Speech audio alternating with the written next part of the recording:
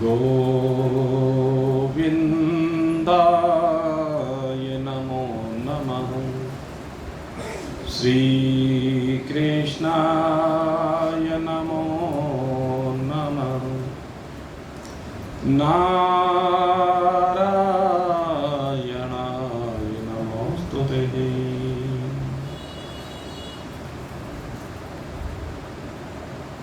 अत्यंत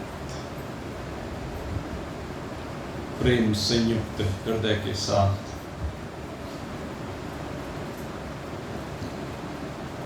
भगवत प्रेमानंद रसपान करते भागवत भक्तवृंद, भगवान श्री कृष्ण जो अंतर्यामी हैं, घटघटवासी हैं और सबके घटों में बैठ करके सबके घटों को अपने प्रेम के रस से सरोवर कर रहे हैं। ऐसे भगवान श्री कृष्ण के हृदय से निकली हुई ये श्रीमद् भगवद गीता की गंगा नित्य हमें पावन कर रही है। नित्य ही ये हमारे जीवन को एक दिशा दे रही है और वो दिशा जिससे हमारी दशा बदलती जा रही है, जिससे हमारी संसार में आसक्ति समाप्त होती जा रही है। इस विनाशी संसार से, इसकी सीमाओं से बाहर निकल करके हमारा हृदय उस परमात्मा रस से जो अविनाशी है सरोवर होता जा रहा है। ऊर्ध्वमूलमधः शाखम् अश्वत्थम प्राहुरव्यम्। एक अश्वत्थ होता है। अश्वत्थ का एक भाव तो पीपल के वृक्ष को लेकर के होता है। पीपल को भी अश्वत्थ कहा गया है, लेकिन यहां पर अश्वत्थ से तात्पर्य इस संसार से, कहते परमात्मा की जो सबसे पहली शाखा ऊर्ध्वमूलम अधः शाखा,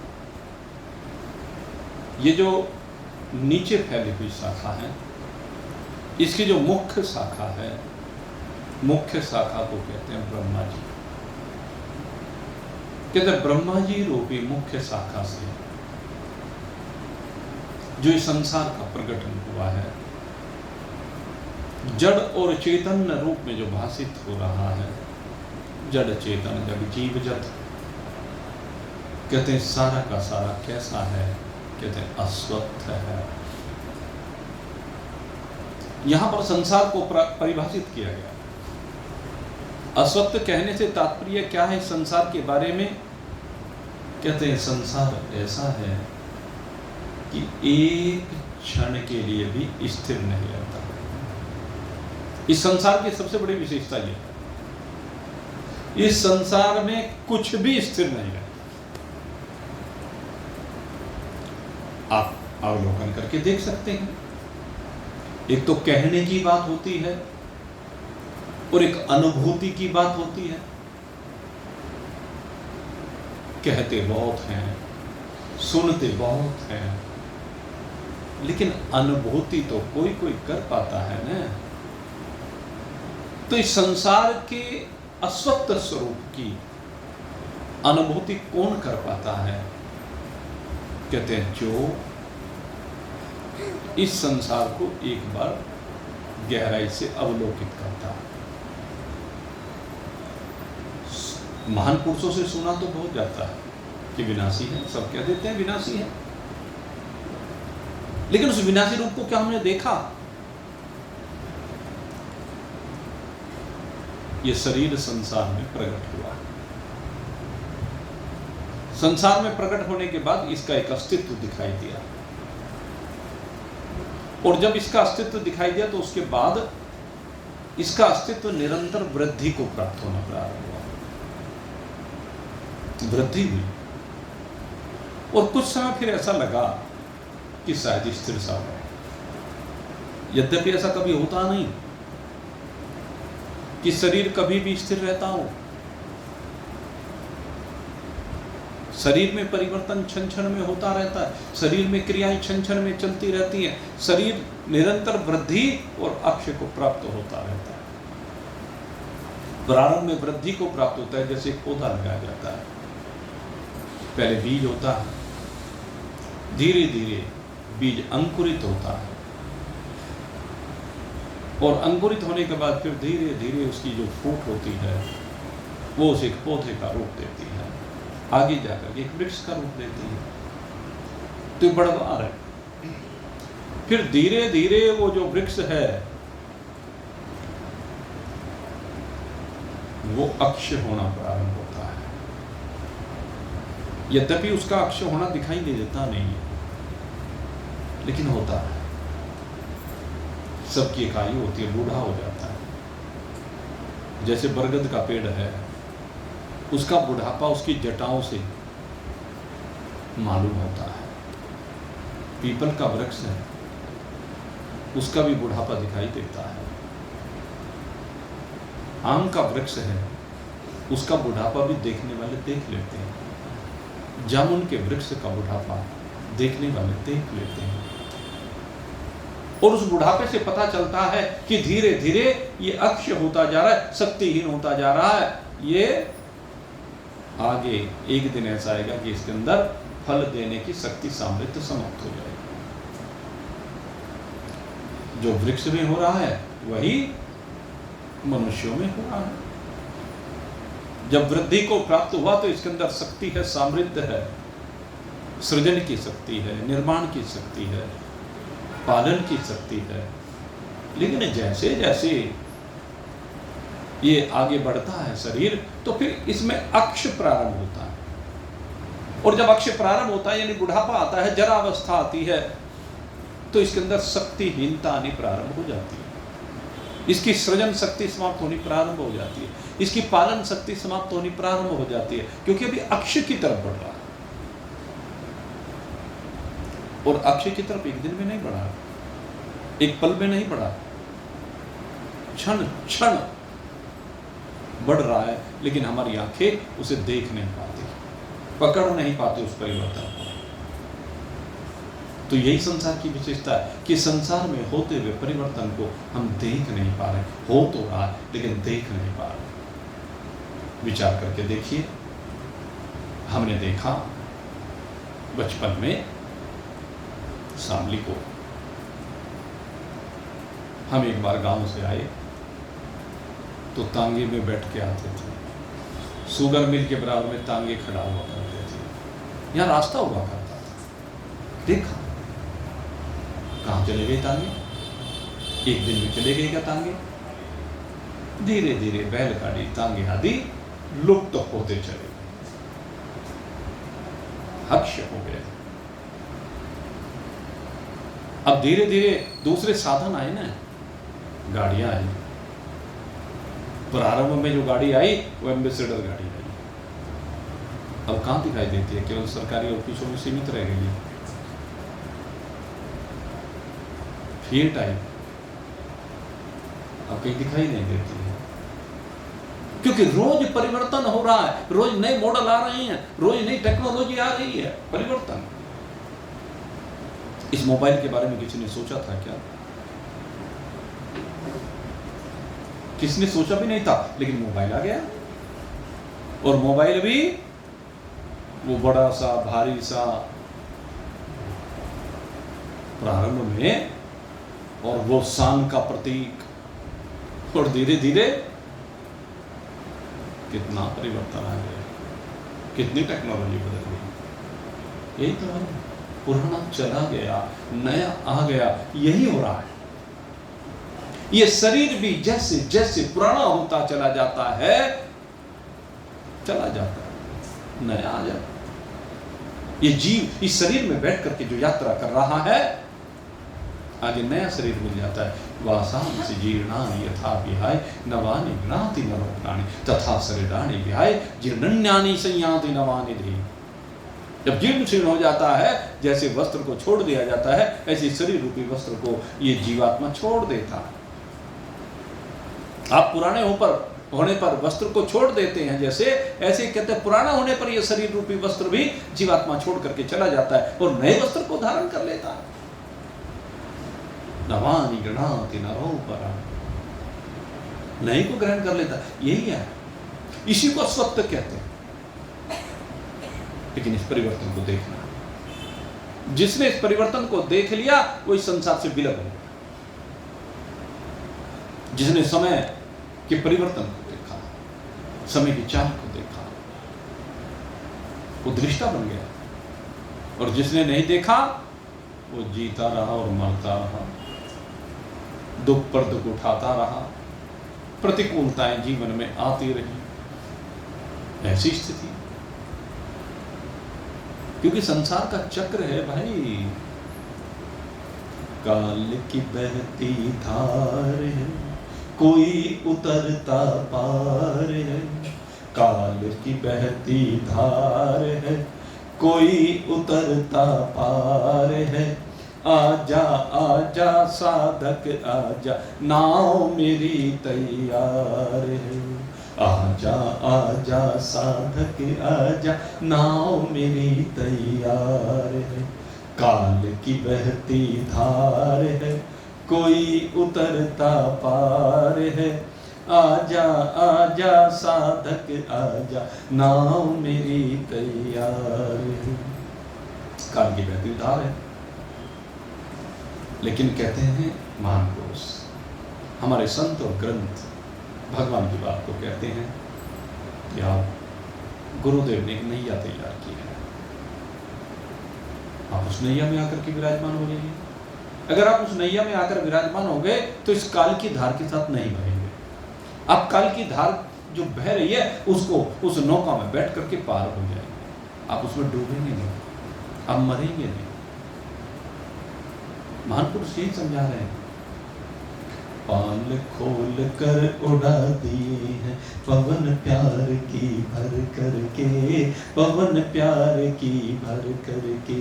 पाल खोल कर उड़ा दिए हैं पवन प्यार की भर करके, पवन प्यार की भर करके। जल्दी आजा दौड़ लगा कर, जल्दी आजा दौड़ लगा कर, मुश्किल जाना तर करके, मुश्किल जाना तर करके। तैर करके जाना मुश्किल है, इसलिए नाव में आकर के बैठ जा, जल्दी आ। कब तक विचार करता रहेगा? कौन से समय की तू प्रतीक्षा कर रहा है? जिम्मेदारी से फ्री हो जाएगा क्या कभी? कभी नहीं हो सकता भाई। इस बात को खूब अच्छी तरह समझ लो। जिंदगी जब तक रहेगी फुर्सत न होगी काम से। जब तक ये जिंदगी है फुर्सत हो ही नहीं सकती। आज तक किसी को फुर्सत हुई है क्या?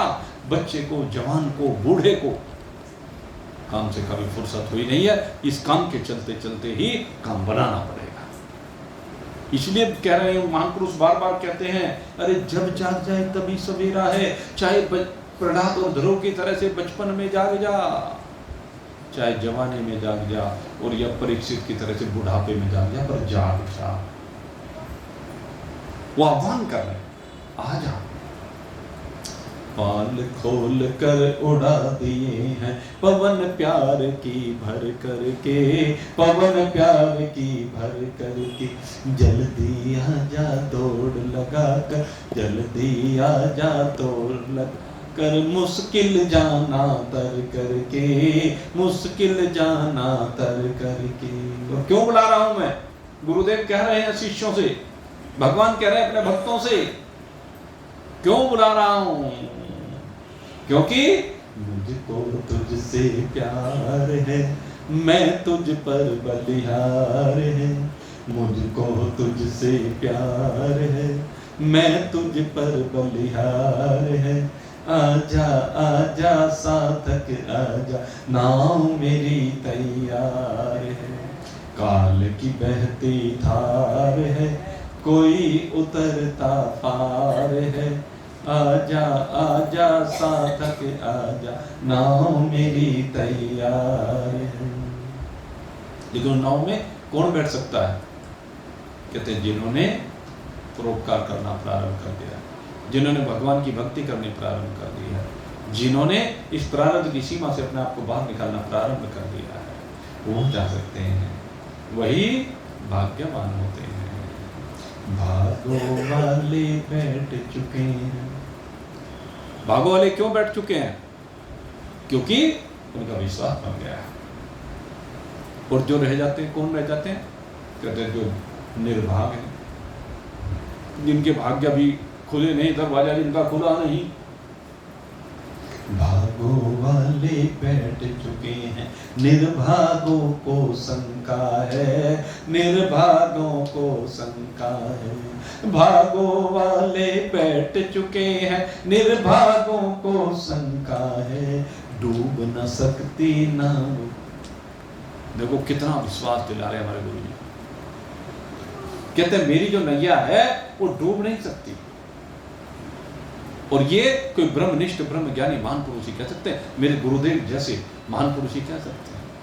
डूब न सकती नैया मेरी, डूब न सकती नैया मेरी। क्यों? खेने वाला बांका है, खेने वाला बांका है। कहते मैंने अपने तन की नैया तो बना दी है, मैंने सत्संग की नैया तो बना दी है, लेकिन इस नैया का खिवैया कौन है? कहते मेरा बांका है, वो बांके बिहारी हैं, वो मेरे प्रभु हैं।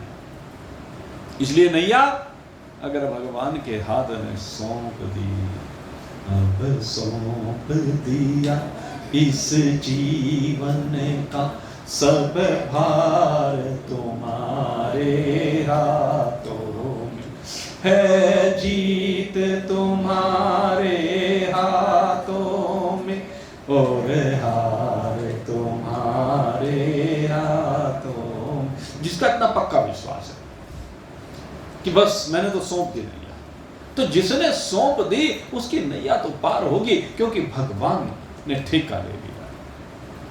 सर्वधर्मा परित्यज्य माम एकम शरणं व्रज। सब धर्मों को छोड़ करके मेरी शरण में आ जा। अपि चेतसि पापेभ्यः सर्वेभ्यः पाप करता हूं। चाहे तू कितना बड़ा पापी क्यों ना हो, आज तो नैया में बैठ जा।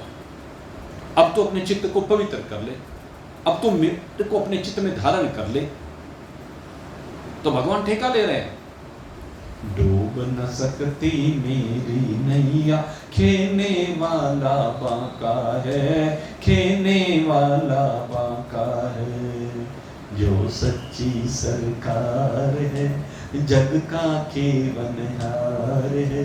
जो सच्ची सरकार है, जग का केवनहार है। आजा आजा साधक आजा, नाव मेरी तैयार है। आजा आजा साधक आजा, नाव मेरी तैयार है।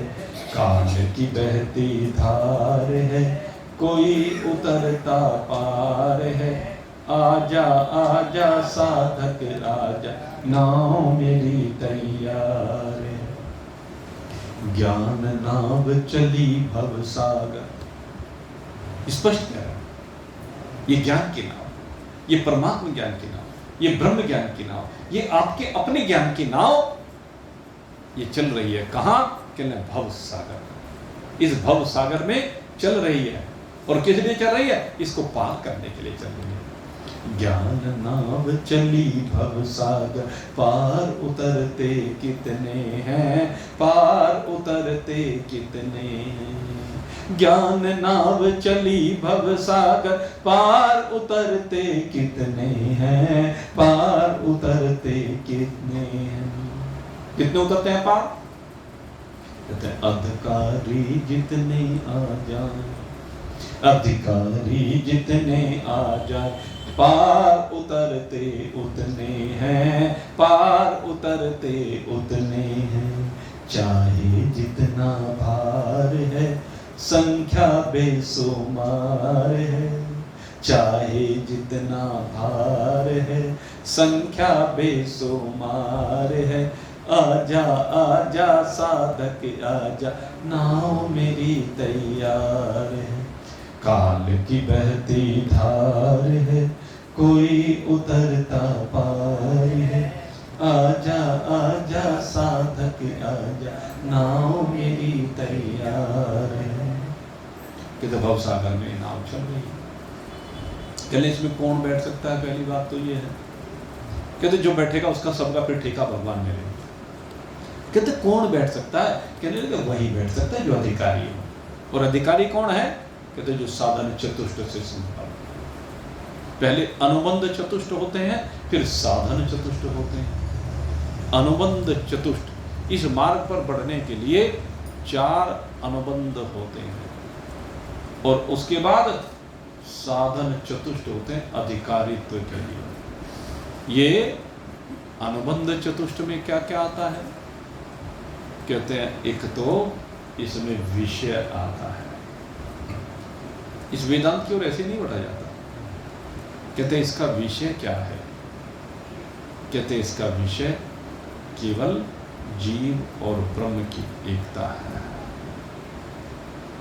और कहते हैं इसका प्रतिपादन करने वाला कौन है? कहते हैं ब्रह्मनिष्ठ सद्गुरु है। इसका जो प्रतिपाद्य विषय है वो वेदांत है, और उसका प्रतिपादन करने वाले सद्गुरु हैं। और कहते ग्रहण करने वाला कौन है? कहते शिष्य है।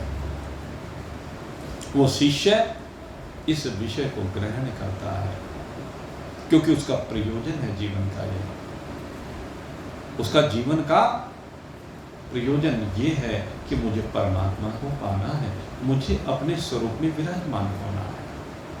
तो अनुबंध चतुष्ट में विषय है, प्रयोजन है, और फिर कहते हैं संबंध है।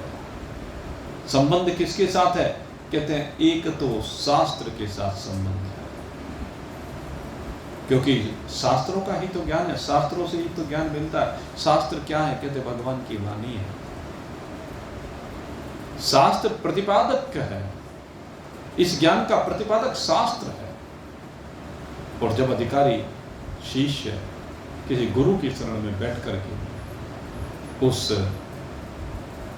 विषय का श्रवण करता है, उसका स्वाध्याय करता है, तो जो गुरु प्रतिपादक हैं और ये शास्त्र के माध्यम से प्रतिपादन किया जाता है, कहते हैं उसको ग्रहण करने वाला ये शिष्य।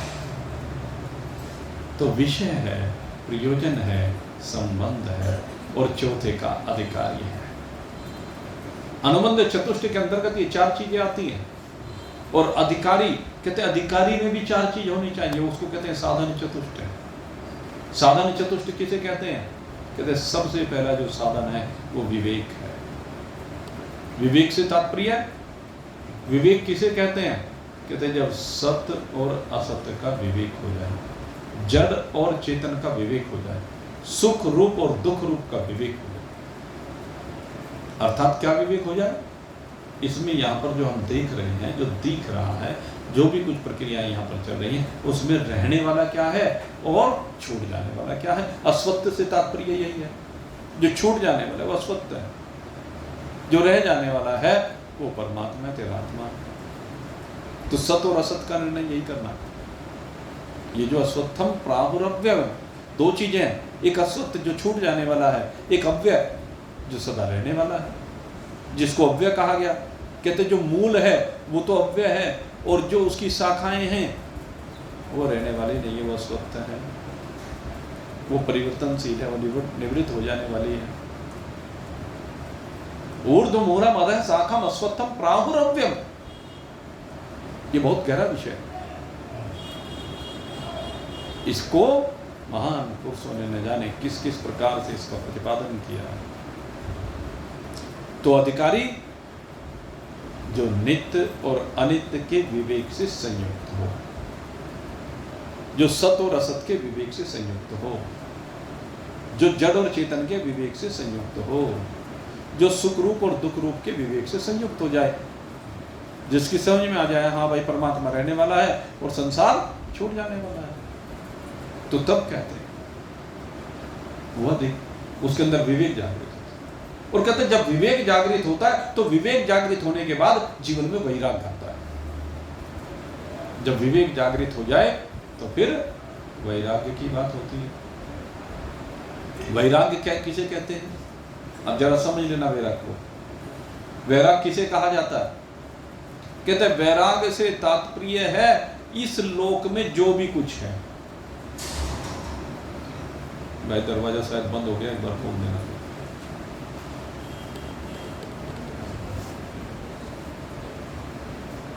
वैराग्य माने इस लोक में जो भी कुछ है।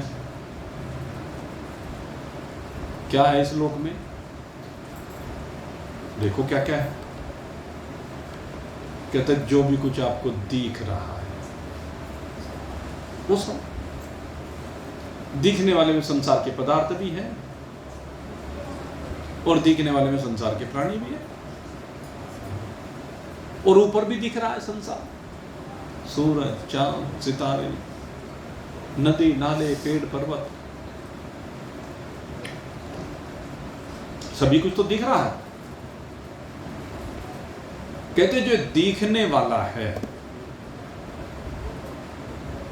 कहते इस सब से वैराग हो जाए, इस सब में मेरापन ना रहे, इस सब में मैंपन ना रहे। संसार के जितने भी प्राणी हैं, पति, पत्नी, माँ, बेटा, पिता, भाई, बंधु, कुटुंब, कबीला, साथी, मित्र, शत्रु, गुरु, चेला, ये सब भी तो दिख रहा है। ये सब भी छूट जाए, वैराग हो जाए इससे, इस सब की भी अभिलाषा न रहे। और फिर और क्या दिख रहा है इस संसार में? और क्या दिख रहा है, क्या भाषित हो रहा है? अरे तुम्हारा शरीर भी तो भाषित हो रहा है,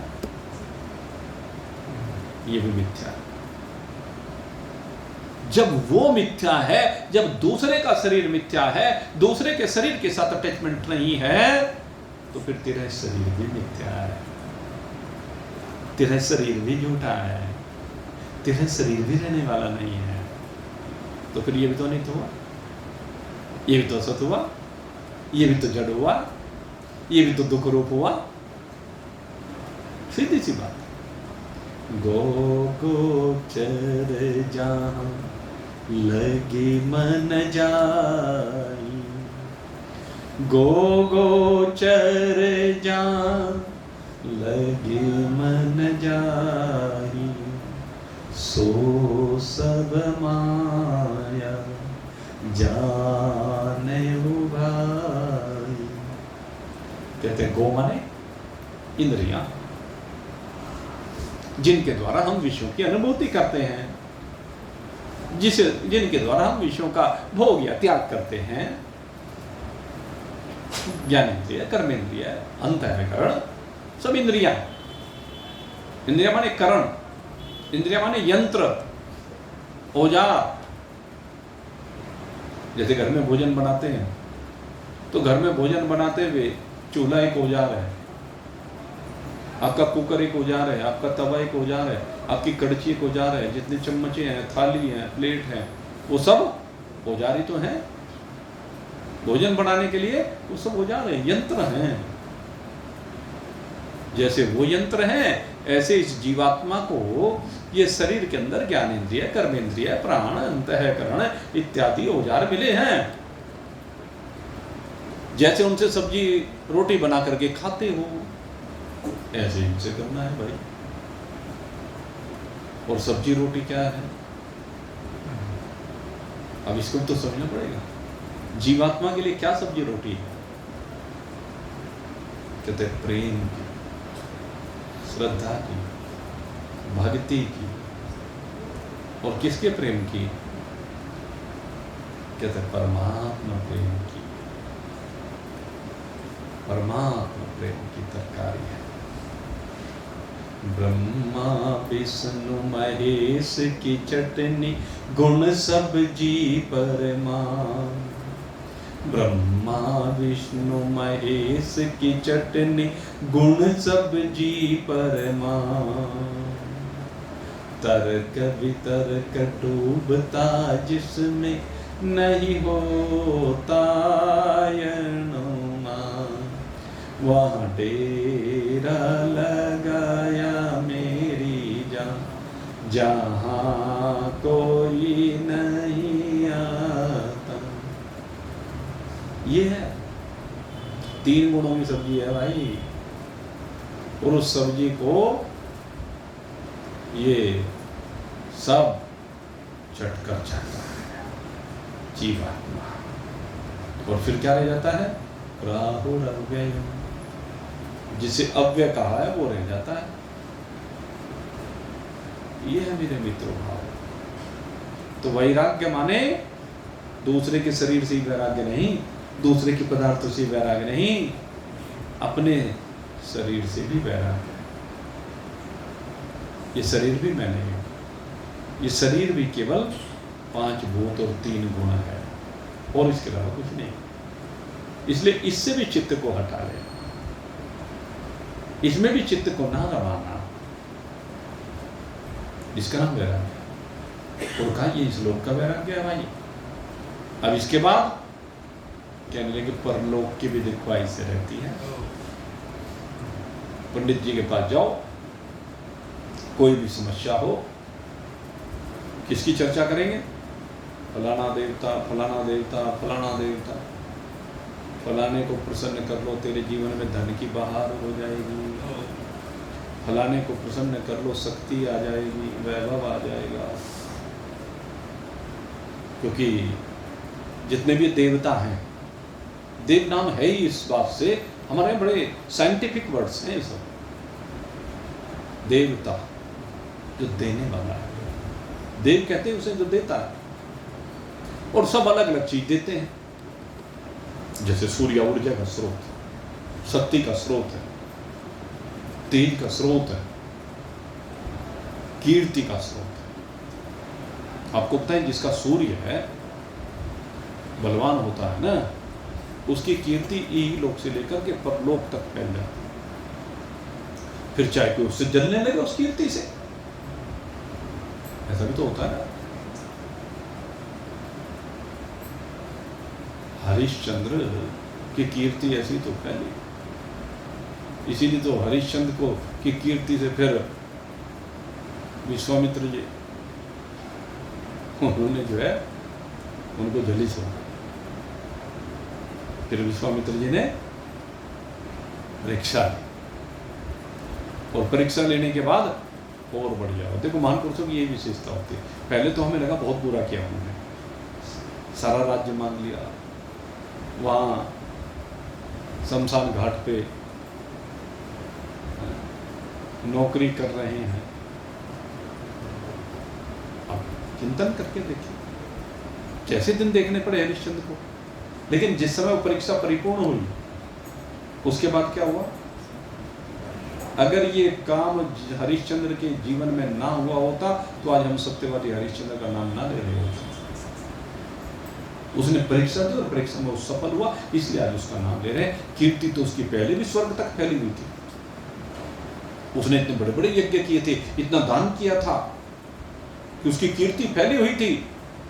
तो महान पुरुष अगर यदि बीच में कभी आते हैं तो ये मत समझिए अगर कि वो कुछ समय के लिए जो हमें लग रहा है कि उन्होंने बुरा कर दिया, वो बुरे नहीं, वो अच्छे के लिए होता है। क्योंकि भविष्य को नहीं देखा ना। आज कोई कर्म हमें बुरा लग सकता है, लेकिन कल वही हमें भगवान बना के खड़ा कर देता है। हम तो राम जी की नगरी में जा रहे हैं, भगवान की नगरी में जा रहे हैं, तो भगवान की नगरी में क्यों जा रहे हैं? चिंतन करो। क्योंकि भगवान ने उस नगरी का 14 साल के लिए वियोग सहा है, और इसीलिए वो भगवान बने। भगवान श्री राम के जीवन में अगर वनवास ना होता तो शायद हम उस नगरी में ना जा रहे होते। वनवास की तो महत्ता है। पहले 14 साल का वनवास, अब 500 साल का वनवास पूरा हुआ। वनवास की तो बात है। तो वनवास में तपता है, दुख में तपता है, प्रतिकूलता में तपता है साधक, और परीक्षाओं में धैर्य रखना। हम तो किसी ने जरा सा उल्टा सीधा कह दिया, एकदम ऐसे तड़क भड़क होते हैं, ऐसे आवेश में आते हैं, ऐसा आवेग आता है कि बस क्रोधात् भवति सम्मोहः, सम्मोहात् स्मृति विभ्रमः, स्मृति भ्रंशात् बुद्धिनाशो, बुद्धिनाशात् प्रणश्यति। क्रोध आया तो मूढ़ता आई, मूढ़ता आई तो स्मृति भ्रंश हुआ, स्मृति भ्रंश हो तो बुद्धि का नाश हुआ, बुद्धि का नाश हुआ तो सर्वनाश हो। रोज हो रहा है संसार। लेकिन जिसने धैर्य रखा, जिसने विपरीतता के आने पर क्रोध नहीं किया है, उसका जीवन फिर से खिल उठा, क्योंकि उसे पता है आगमापायनो नित्य तास्तितिक स्वभाव है, क्योंकि सब आने वाला है और जाने वाला, इसमें रहने वाला कुछ भी नहीं है, सब चला जाएगा। जब जाने वाला है, अगर यदि कल जाना था आज ही चला गया तो क्या? जाना तो कल को भी था, वो आज ही चला गया, चलो। तो रूठी में छूटी एक कहावत है, तो कोई बात नहीं, जितनी जल्दी रूठ जाए, जितनी जल्दी निपट जाए काम, जितनी जल्दी जिम्मेदारी का बोझ उतर जाए, उतना बढ़िया, उतार के फेंक दिया। सर पे गठरी रखी हुई है बोझ की, और उस गठरी को कहाँ उतारना चाहते हैं? मंजिल पर जाने से पहले बस किस तरह उतर जाए, किस तरह बोझ हल्का हो जाए। तो बोझ को हल्का करना, और बोझ ऐसे ही हल्का नहीं होता है भाई, परीक्षाओं से होता है। तो इसलिए मेरे मित्रों, ये देवों की बात मैं कर रहा था। देव देने वाले हैं, सूर्य कीर्ति देता है, चंद्रमा शीतलता देता है, बृहस्पति आपको ज्ञान प्रदान करता है, और मंगल आपको क्रोध प्रदान करता है। मंगल आपके दिमाग को लाल बना देता है, जला देता है, तो मंगल की विशेषता।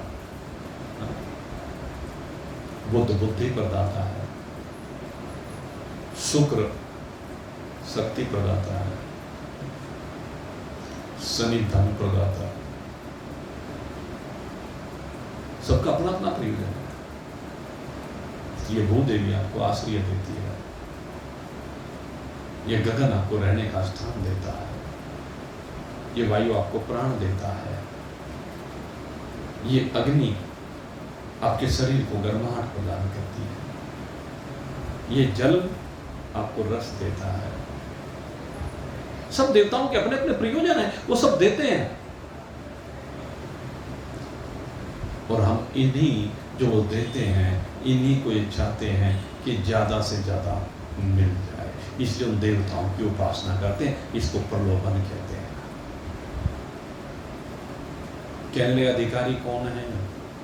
परमात्मा का को पाने का अधिकारी कौन है? कहते जिन देवताओं से मांगे नहीं, इन देवताओं से ना मांगे कुछ भी। अगर यदि आप देवताओं से कुछ मांग रहे हैं तो वैरागी नहीं है। देवताओं से ही क्या मिला सका? कहते इस लोक के और परलोक के समस्त भोग उन सब का परित्याग करना है, ये वैराग्य कहलाता है। और तीसरी बात की, सत्संपत्ति। हर साधक के पास 6 प्रकार की संपत्ति होनी चाहिए। समतम तितिक्षा, श्रद्धा, समाधान, प्रति। ये 6 संपत्ति बड़ी महत्वपूर्ण है। 6 को मिलाकर के 61 संपत्ति नाम दिया गया है। और इनमें क्या है? समोर्दम है। समोर्दम से तात्पर्य है नियंत्रण, कंट्रोल। किस पर?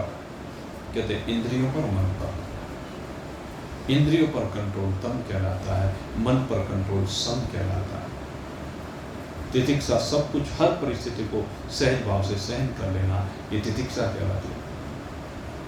श्रद्धा, गुरु और शास्त्रों में श्रद्धा का होना, भगवान में श्रद्धा असीम होना, ये श्रद्धा कहलाती है। भगवान से असीम प्रेम, उनके वाक्यों में विश्वास का होना, श्रद्धा कहलाता है। इसके बाद समाधान। समाधान तो एक ही है, ये सब मिथ्या है, परमात्मा सत्य है। और फिर कहते हैं उपरति। उपरति माने बिल्कुल उपराम हो जाए, किसी भी प्रकार की कोई अभिलाषा, कोई कामना शेष न रहे, क्योंकि यही सूत्र है, चाह गई चिंता मिटी मन भावे परवा, और जिसको कछु न चाहिए वही साहों का सा। तो इस प्रकार से इच्छा संपत्ति होती है। और इसके बाद चौथा साधन बताया, और ये चौथा साधन सबसे श्रेष्ठ साधन होता है। इसको कहते हैं मुमुक्षता। मुमुक्षता माने मुक्ति की इच्छा, मुमुक्षता माने सुख को पाने की इच्छा, मुमुक्षता माने परमात्मा को पाने की इच्छा। इसको मुमुक्षता कहते हैं। जब कोई शिष्य गुरु की शरण में जाता है और अपना संपूर्ण समर्पण करता है तो उसको मुमुक्षु कहा जाता है।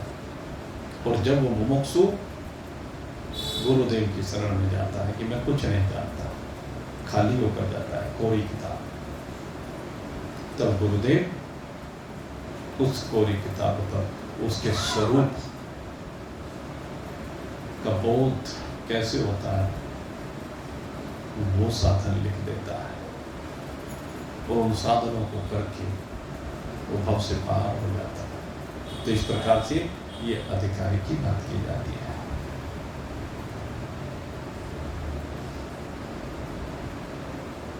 मूलमधे साकम अस्वत्थम द्रव्येन। तो ये जो अस्वत्थ है ये विनाशी है, और जो इस विनाशी में रमण करने वाला है, इस विनाशी को भी आश्रय देने वाला है, जिसमें ये सब कुछ भाषित हो रहा है, वो अव्यय तत्व जो सदा एक रस रहने वाला है, जिसमें कभी कोई बदलाव नहीं होता है। राहुल अव्यय कहते हैं। उसको किसने कहा? संतों ने कहा। किसने कहा? ग्रंथों ने कहा। कहते किसने कहा? कि मैं परमात्मा ने कहा कि वो अव्यय तत्व है। तो आप सब उस अव्यय तत्व में विराजमान। इस विनाशी से चित्त को हटाएं, इस विनाशी में जो रमण कर रहे हैं उससे मन को हटाएं और अविनाशी तत्व में आप विराजमान हो। आप सभी के लिए हम बहुत बहुत शुभकामना करते हैं भाई। और अब अयोध्या जी जाने से पहले बस एक दिन का सत्संग परसों का और रह गया है। परसों और आपकी सेवा में उपस्थित होंगे। 8 बजे से सत्संग प्रारंभ होगा। आप सबके लिए बहुत बहुत शुभकामना करते हैं। और अयोध्या की यात्रा के लिए भी अधिकांश आप में से जा रहे हैं। भगवान से प्रार्थना करते हैं कि यात्रा आपको राममय कर दे।